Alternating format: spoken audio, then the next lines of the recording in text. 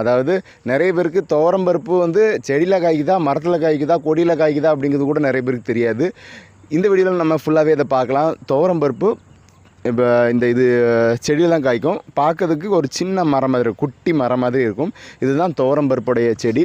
துவரம்பருப்பு வந்து எத்தனை நாள், 120 நாள் பயிராகவும் இருக்குது, 70 நாள் பயிராகவும் இருக்குது அப்படின்னு சொல்கிறாங்க. துவரம்பருப்பு வந்து சாம்பாருக்கு அதிகமாக பயன்படுத்துகிறாங்க, உடலுக்கு ரொம்ப ஆரோக்கியமானது. ஆனால் இப்போ வந்து அதிகமாக துவரம்பருப்பை யாருமே பயிரிடுறதில்ல. அப்படி பயிரிட்டாலும் அது வந்து ஒரு பெரிய மகசூல் எடுக்கிறதா பயிரிடுறதில்ல அப்படின்னு சொல்லி சொல்கிறாங்க. காரணம் என்னன்னு சொன்னோன்னா, இதை வந்து ஒரு ஊடு பயிராவோ இல்லாட்டினா வரப்பு ஓரங்களில் வேலி பயிர் மாதிரி தான் இதை வந்து பயிரிடுறாங்க அப்படின்னு சொல்லிட்டு விவசாயிகள் சொன்னாங்க. இந்த துவரம்பருப்பு இவங்க பயிரிட்டிருக்கிற இந்த ரகம் வந்து 120 நாளில் எடுக்கக்கூடிய ஒரு ரகம். 120 நாளில் வந்து துவரம்பருப்பு எடுத்து இதை பறித்து இதை காய வைத்து அது